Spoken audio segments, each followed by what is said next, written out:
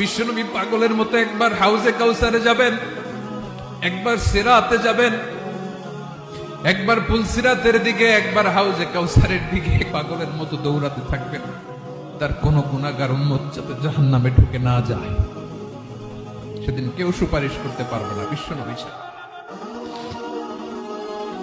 এজন্য ৫ নম্বর আল্লাহ বললেন, মান যাল্লাযী ইয়াশফাউ ইনদাহু ইল্লা বিইযনিহি।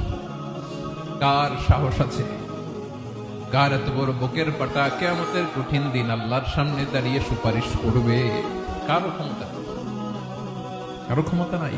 বিশ্বনবী সেদিন সিজদায় পড়ে উম্মতের জন্য কাঁদবেন, সবাই কাঁদবে, নফসি নফসি, আল্লাহ আমারে বাঁচাও, আল্লাহ আমারে বাঁচাও। বিশ্বনবী বলবেন, উম্মতি উম্মতি।